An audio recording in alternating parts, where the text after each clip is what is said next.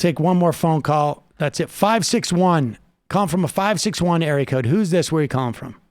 Oh my God! Hi, this is Alexa. I'm calling from Jersey, but I've been following you and other independent progressive media for a while, like TYT and David Pakman, and I think what you guys do is great. But as a person of color, I find it kind of difficult to find progressive, independent media from the perspective of people of color, and especially queer people of color. So I want to know what your thoughts on that are, and if you know any independent, progressive individuals as people of color. I agree. I agree. I look for it all the time. Honestly, like everybody here is sort of chuckling because that is we're always looking for folks like that. Ben Dixon has a show. He's straight. He's male. I don't know. Now, to be fair, I don't spend a lot of time consuming media. I know Pakman. I know him personally. I can't say that I watch his show very much at all. Same with Kalinsky, even with TYT. I don't know. There used to be a network, I guess, called TWIB. And Elon, his name escaped me. I'm old right now. He had a network that had a couple of shows, but yeah, it's a problem. It's a real problem. And I can tell you, Alexa, that I look for this because I'm aware of this show's lack of diversity. And so I'm always on the lookout. Mm-hmm. And I don't know why, it's not like there isn't stuff to be said. I don't know why that is. You can do a show like this one from your desk. And it's not going to look as good as this, but this did not look as good as it. You go back and look at what this show looked like 8-9 years ago.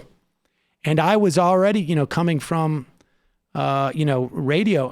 I'm just in front of a white wall with a tiny computer printout, a printer printout of the Majority Report logo, which, my friend Dorsey made. Mm-hmm. I have another quick question. Since I asked this because I'm actually thinking of doing my own YouTube channel to help incentivize people my age to be into social politics and be socially politically aware.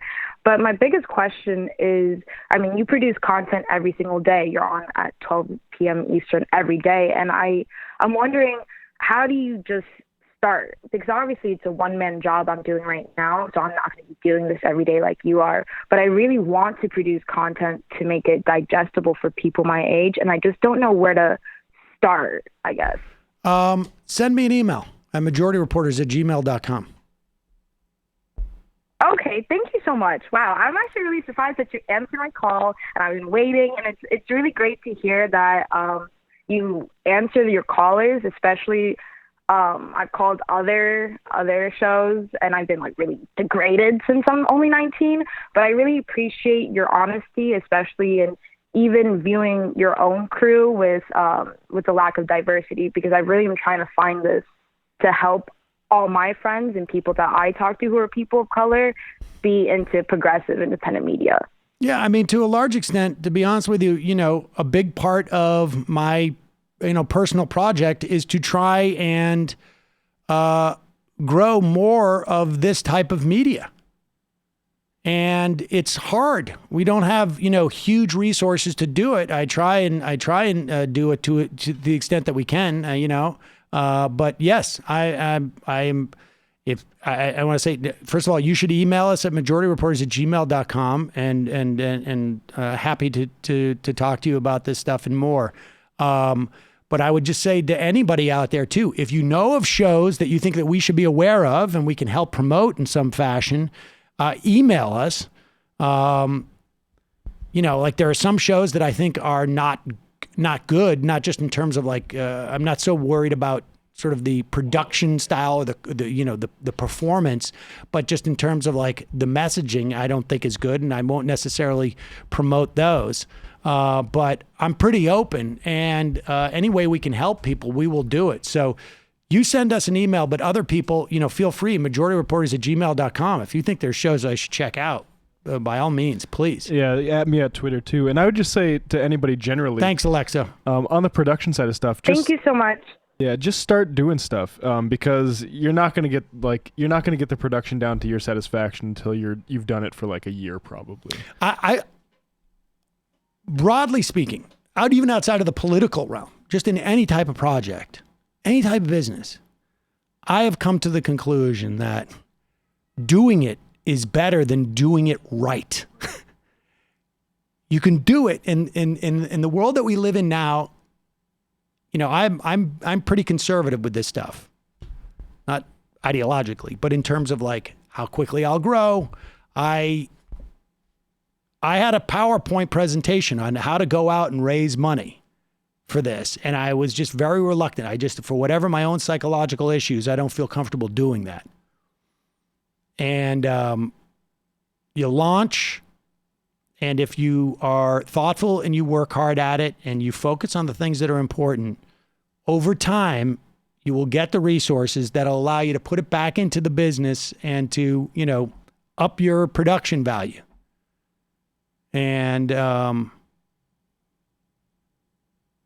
important thing is just you go and you do it. And then you start making it better. It doesn't have to be perfect on day one. I know too many people who are held back because they question.